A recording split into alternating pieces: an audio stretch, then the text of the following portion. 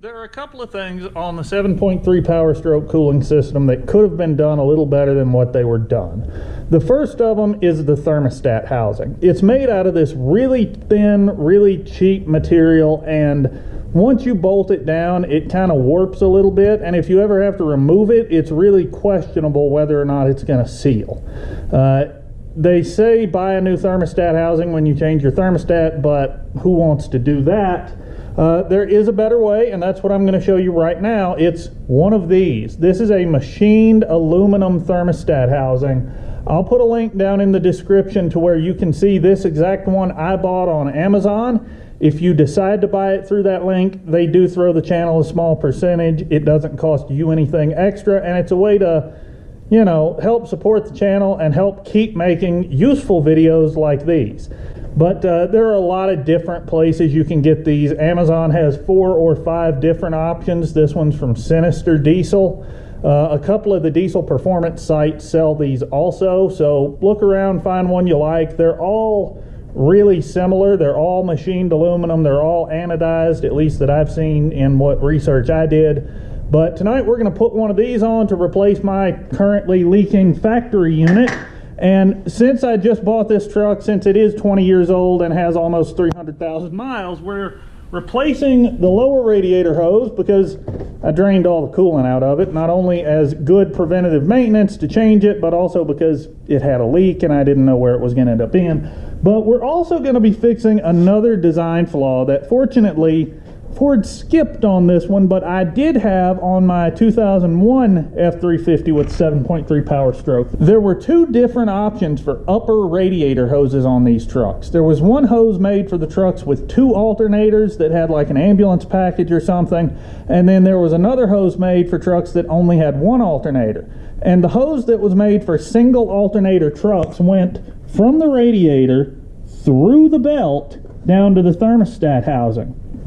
So if you needed to change your belt, you had to drain the coolant down low enough to take that hose off. It's a really stupid design.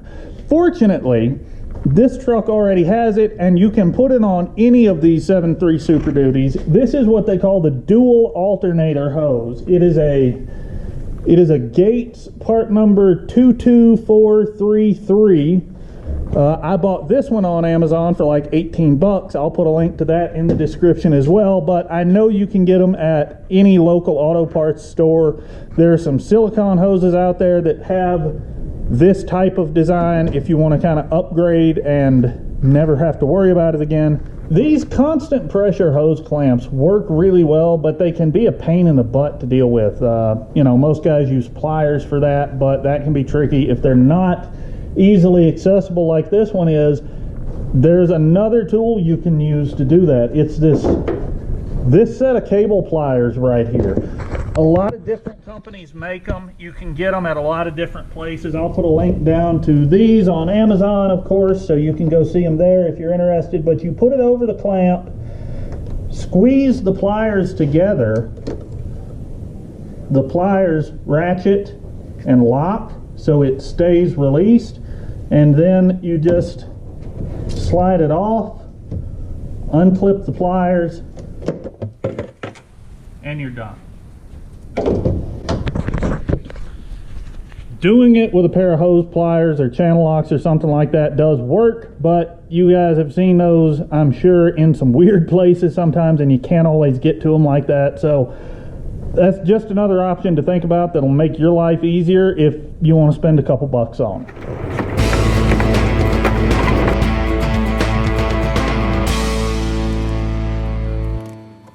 So here are our 2 thermostat housings, and I'm sure you can tell one of them just looks a little bit more robust than the other one. Now, anytime you pull your thermostat housing, you may as well just go ahead and put a new thermostat and gasket in there. So that's what we're going to be doing next. And then I'm putting a little anti-seize on these bolts just because they are steel bolts threading into an aluminum lower housing as well. And over time, they will tend to corrode just a little bit, and they're pretty small diameter, so they're not that difficult to break off if that does happen. So a little anti-seize goes a long way here. Okay, our upper hose and new thermostat housing are both in. Now we're going to change the lower hose and refill the system.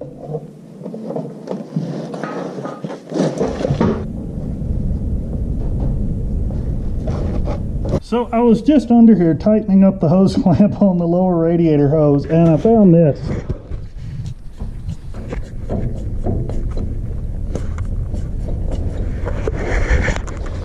Yep, that's a problem. But I think we all knew at 300,000 miles, we were probably going to need some steering linkage components.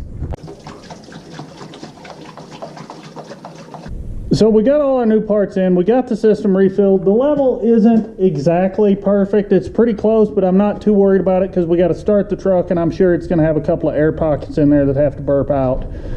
Anytime you work on a cooling system, expect to have to refill it after it runs for a little bit and gets warm and the thermostat opens. Unfortunately, we can't do that tonight because this truck doesn't run.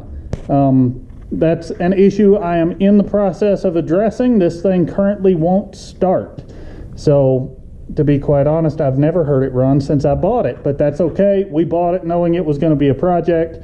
Subscribe if you want to see how this one plays out. We're going to build a bale bed for it. We're going to get it running. We're going to give it some more power. It's going to be a really cool truck when we get done. So cool, in fact, I'm getting rid of my brand new 2018 Ram 3500 in favor of this thing. So, subscribe if you haven't. Thanks for watching, and more later.